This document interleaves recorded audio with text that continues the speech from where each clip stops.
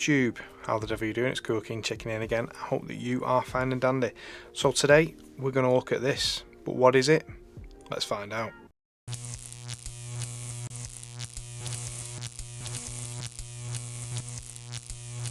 So I'm not going to insult your intelligence, we're going to get straight into it. You've seen the thumbnail, you've seen the title. This is the LOOPDOT from LOOPGEAR.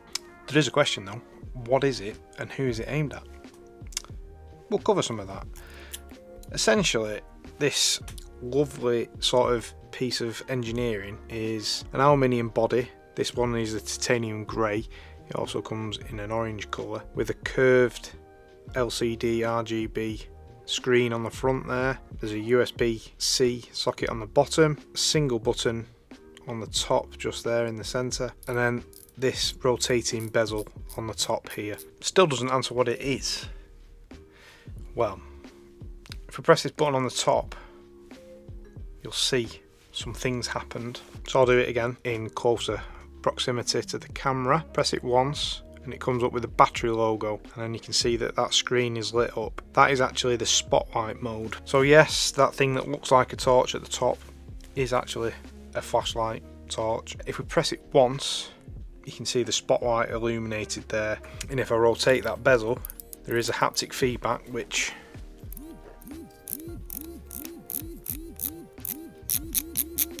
hopefully you could hear that over the clicking of the bezel as well. But if I turn that, you can see the light is getting brighter. You can see it on my face there. I'm not going to show it you because you don't need to see a bright light in the lens. But if I double click that, it goes to the turbo mode. It went a bit brighter.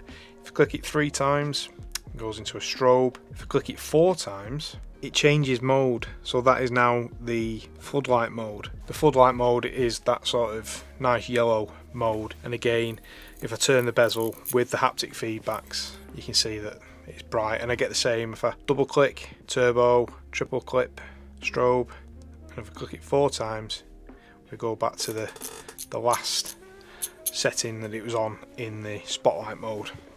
If I press and hold it, it turns off. If I turn it on again, it comes on back to the spotlight mode. If I turn it once, we go into the floodlight mode. If I turn it on the floodlight mode, you can see that the lights come on around the top and the screen goes out, and it's the exact same. We can rotate the bezel. If I press it 4 times, we go back into spotlight mode, so you can do it through the menu or this way. 4 times, we're back into floodlight on the lowest setting. Turn it up obviously and it illuminates my face again. If I turn it down, double click, goes to the turbo, double click it again, goes back to the setting that it was on before, which was the lowest, moonlight-ish. 3 times, strobe, press and hold, off. Quite simple. That is the flashlight. That's as good as it is. Quite a good use. I like this sort of form factor to hold things like that. One thing that I didn't mention was comes in a box, nice cardboard, rigid box, similar to like an Apple product. That's what everyone's going for these days. You may recognise the sort of size and the shape of it. It's very similar to the Insta360 Go camera, which is, I think it's about the same sort of size. I haven't got one, so I don't know. I'm not bitter about not owning one, but you know, inside the box is a set of instructions that I had to have a brief look at to work a few things out.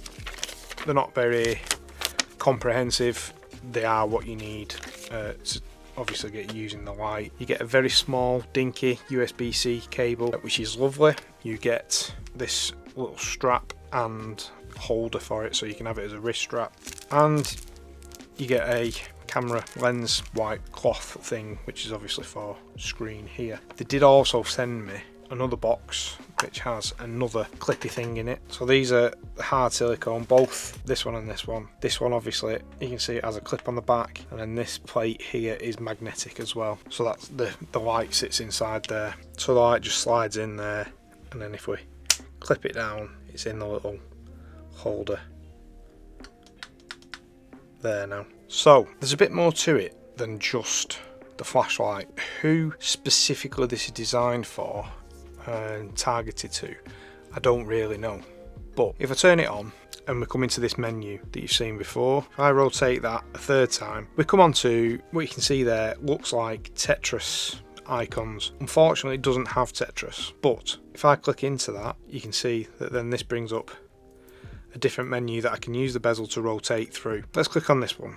So if I click into that blue thing at the bottom is now a spirit level. If I double click out, rotate once, we come into the smiley face. Now the smiley face one may lose you a bit, but stick with me. Click it and you'll recognise this one. I think it's like the Matrix. It's that green colour Matrix. If I rotate this bezel, it slows it down. If I rotate it the other way, it speeds it up. And again, you might be able to hear that haptic feedback, which has also slowed it right down. If I double click back to the menu that I can then rotate the bezel, we've got this colour thing that strobes across. Again, I can control that. Double click, some colourful thing that I can slow and speed up. Changing colours, double click into this, which I can rotate through colours, but it doesn't really do anything. It doesn't sort of automatically change. This does like a dance floor, and again I can slow it down, speed it up. This one is a bit weird. Well, I don't know. See for yourself. Click into it, and it's a love heart. If I rotate, it changes colour. What that's for, I don't know. But then we have this one, the next menu thing. Now, when I saw this, if I click into it and it's doing that, I genuinely thought that was a rattlesnake's tail. It was the only thing that I could think it was. It's a fire. It's orange at the bottom, and it goes different shades of yellow to white at the top. It's a fire flickering. And again, I can control how fast and how slow the fire flickers. Double click to stop it, and we're back to Matrix at the beginning. If I double click out of that, come back to the smiley face, and then we possibly get some more useful things. So the first useful-ish thing is this. It's a pair of scissors, if you didn't know what that was. If I click into that, that is a hand that symbolises paper. If I give that a bit of a shake, scissors, oh, it's a rock. Yep, we can play rock, paper, scissors on your flashlight. Give it a bit of a shake, paper. Double click out of that, bezel a rotation, and we get this. So we click into that, give it a shake. Oh, it's dice. So that's a 3. Give it another shake. 4. I can see a bit of a use case for both of them. Back to main menu, rotate once. Don't know if you'd be able to pick that out. Coloring's not quite, but it is a yellow circle-ish with a red Y in the middle of it. If I click into that, you can see it changes to a red circle with a yellow N in it. If I give that a bit of a shake, it does its coin spinning, and we've got a blue circle with a yellow Y in there. So that's a yes-no type thing, choice maker. And then the last one that don't think the camera can pick it up again, it's a yellow circle with a red hour and minute hand type thing symbolised in it. If I press into that, oh dear, bear with me. It remembered what I was on before, you see, when I did this video for the second time. I'll just roll back to the beginning. Right, so we've got this 00. If I turn this bezel one way, you can see them lines sort of filling up at the bottom, and then we've got a 1. I'll scroll back till we've got just one box there. If I press the button on the top, you can see the screen flashing. You can possibly hear the haptic going. It's just done a 1 second countdown. Obviously I can do that to more, press it, and you can see it doing its countdown. 2 again, doing its thing. Again, a useful stopwatch type countdown. There is another countdown off this main menu where we've got the flashlights, we've got the Tetris, then there is this other one, which if I click into there, so we've got, click it onto 1. If I turn that on, that'll count down a minute, and in a minute it'll just do its vibrating thing, which is fine and dandy. You get the idea. Now, who is it for? Is a very good question.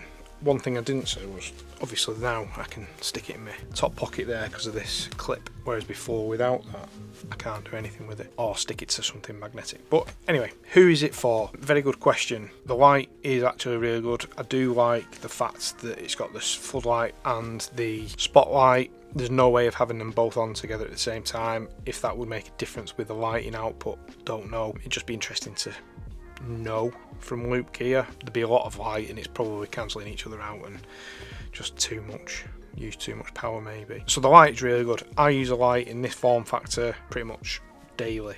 This is the same sort of light. An angled flashlight with a button on the top is perfect. This specific size and shape I'm not 100% certain on, but it is sleek and stylish, minimalist, no rough edges to it, so it fits in your pocket nicely. It fits in your fifth pocket on your jeans, perfect. I'd probably be a bit worried about the screen. Obviously it comes with that protector, but I don't know, it's an LCD, it's proper glass, it's toughened sort of stuff, so I don't think it'd be that bad. Them extra features, I don't know if that would make somebody buy the light just because it's got them features, or people would be appreciative that it has them features. The yes no thing, the dice and the rock paper scissors are fun things that I could possibly see myself using once or twice, but I think the most interesting thing about all this is the innovation that LOOPGEAR have gone to making this in this same form factor, and I think it's going to be very similar if not the same form factor as the Insta360 cameras that I mentioned. So using this light with some of them things to magnetize it to things, stick it to things, could be an interesting thing. But not that, the fact that the light itself has these extra functions and this usability thing with it is just something interesting, I think, and it shows that a company are being innovative in their design and their process of making lights and trying to make them stand out and be a little bit different and have things on them. Whether it's a silly thing or something that's really good, that's for yourself to decide, but I like it. I think it's good. Gimmicky in one respect, but also really good and well thought out in another. One thing I haven't mentioned about this is it's $23.95 at the lowest Kickstarter price.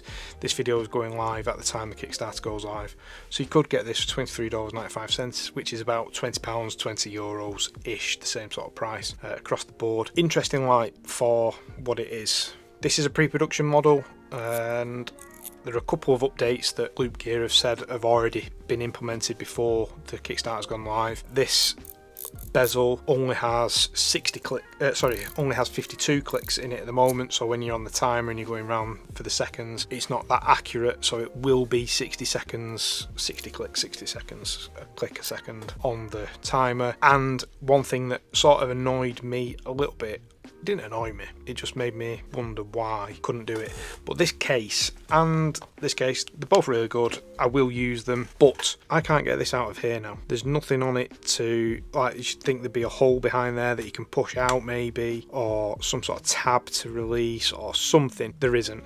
So what I've had to do is sort of prise my thumb underneath here and pull on the bezel, which I don't think is a good thing to do that, to get it out. But it's out, and you know what, it is lovely to hold. But I still don't know who specifically in the EDC world, what type of EDCer would have this. Someone who likes techie gadgets maybe? I'd like to see someone print a 3D print of a minion case for this. I think that'd be quite cool to have on your desk with the matrix thing screening down it. Maybe that's just me thinking about things that I shouldn't be thinking about, I don't know. But I don't know. I like the idea. I really do like the idea, and I like the innovative sort of thinking behind it from LOOPGEAR. What do you think? Put it down below and let me know. I'm going to give one of these away. Let's do a giveaway. So what I'll do, I'll put a link down below to our Facebook group. If you are not already a member, you'll need to join the Facebook group. There's 3 questions to answer to get into the Facebook group. If you're watching this video, I guarantee that you'll be able to answer them questions. Very easy. Join the group and click the link that I'll put down below to this, where I will probably post another link back to the video. Don't get caught in an endless loop. There'll be a question. The question is, What do you see yourself doing with this light? Is this something that you would use? What do you like about it? What sort of speaks to you? What don't you like about it? I just want some sort of feedback about this light. What sort of use case scenario type thing can you think of for this? Put that on the Facebook. I'll leave it going for a couple of weeks, then I'll turn the comments off, I'll give everybody a number, and I'll do a random thing. I'll post it anywhere in the world. How about that? I would be really interested to see what people have to say about this, out of my own curiosity. I'm sure LOOPGEAR would probably want to know that as well, in all honesty. Thank you to LOOPGEAR for sending me this to have a look at, and yeah, that's it.